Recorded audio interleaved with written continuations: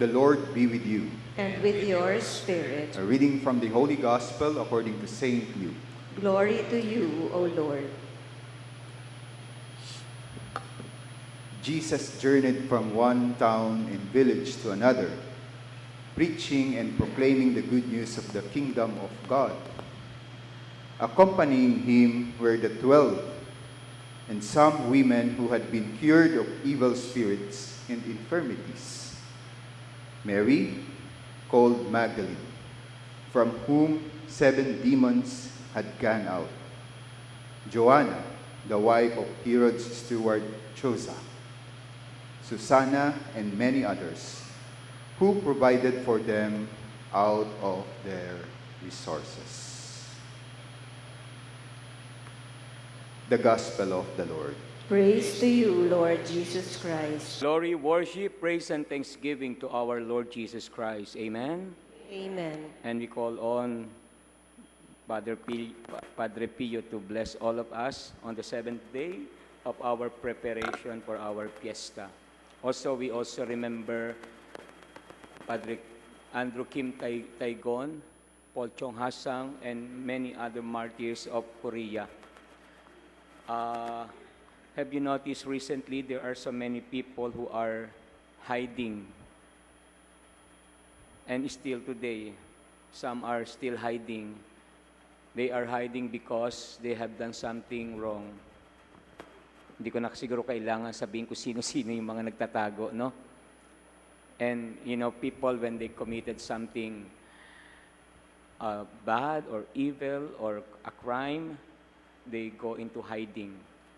You know what happened to Father Andrew Kim Taigon? He was a new priest of Korea. He arranged for the coming of the missionary to South Korea. No, by the way, he was born in Seoul, South Korea. But of course, they did it in secret, no, kasi bawal. Pero they were caught. And they were arrested, and he was beheaded together with his companions. Well, they were caught doing the work of the Lord. So parang dalawa lang naman, di ba? It is better to be caught doing the work of Jesus than be caught doing the work of Satan. Ano mang gusto natin, no? Anyway, when these martyrs were beheaded, were persecuted, no? Batang-bata pa po no si, I mean a new priest, no? Si Father Andrew Kim Taigon, no? Parang sayang naman. He is the proto-martyr of Korea and became the patron of priests of Korea. No, siya yung unang naging martir. Sayang na sayang, no? Kasi hirap magpapari. But the death of Andrew Kim Taigon, no, is also a kind of a way to make the land fertile of vocation. Kasi yung ginagawa niya, gawa naman niya ng ating Panginoon. Pero sabi nila sayang, no? Sayang talaga. He could have done more for the church in Korea. Pero I think because Andrew Kim Taigon is a dedicated priest, that life is not wasted. It is a life that produced so many that produced many Christians in South Korea. So, hindi natin alam yung isip ni Saint Andrew kung natakot siya o willingly he gave himself, no, to the people who arrested him. Pero ako isipin ko, itong mga tao na ito, especially sa South Korea noong di pa yung Christianized, talaga namang very, sila, no? I will say, they are so cruel, no, against Christians. Ayaw nilang pumasok mga Kristiyano, no?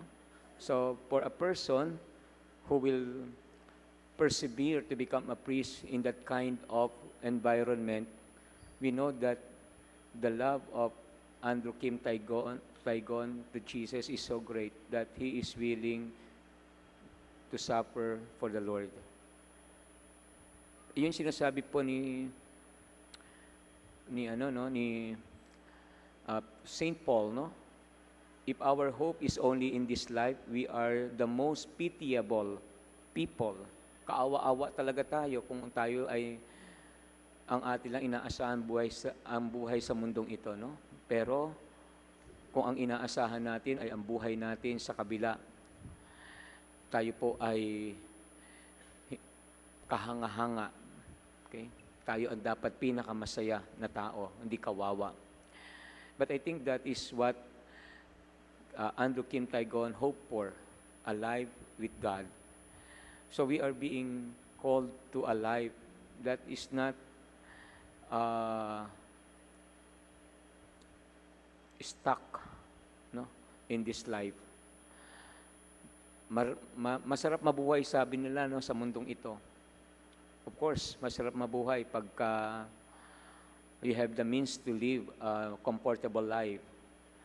Pero even if we have the means to live a comfortable life, mas masarap mabuhay sa piling ng Diyos. And that is what we hope for. And that what makes a person ready to die for Christ. Alam niyo, minsan kulang na yung martir sa mundong ito, no? Sa simbahan Katolika. Well, there are still martyrs, mga taong nagtitiis sa simbahan. They could be a priest, a lay people, a sister, even a bishop na nagtitiis sa kanyang mga pari, matitigas ulo, no? Marami rin nagtitiis, no? Pero we have to witness now a martyr. And if we want to be a martyr, we should love Jesus above all. Minsan din natin kaya maging martyr kasi mahal din natin sarili natin. And we want to take parang to flee from the suffering of this world. Okay? Lalo na kapag may persecution na. Pero alam niyo mga kapatid, magpapabago lang talaga sa atin, to the Catholic Church or to the world, no? Is when the persecution happen. Kasi baka madali na buhay natin, no? You know, remember the life and the struggles of Andrew Kim Taigon. Mahirap yung buhay nila bilang mga Kristiyano, bilang mga pare. Pero sila po yung nagpapadakila ng simbahan. Now, our life is a life of comfort. Okay. Kaya pag tinanong ko kayo, handa ba kayo kapag tayo ay persecuted na? If the Catholic Church or the Christians, no, are being persecuted. Siguro yung pinakamahirap, hinuhuli na at kinukulong kasi bawal na tayo at pinapatay na. Will you still stand for the Lord? Okay. And if you stand for the Lord, it is because you hope for eternal life. Pero pag hindi, pag gusto mo pa rin sa buhay na ito, hindi ka naman naniniwala sa buhay na walang hanggan, hindi natin kakayaning magtaya, no? Itaya yung sarili natin sa Panginoon. Okay. You know, very hard word but true. Minsan kailangan natin talaga hampasin tayo, no? A persecution, no? That can recreate, renew our church, just like during the times of Andrew Kim Taigon. And, you know, of course, we are always reminded, no, that suffering will always, we will always encounter suffering in our life. Pero,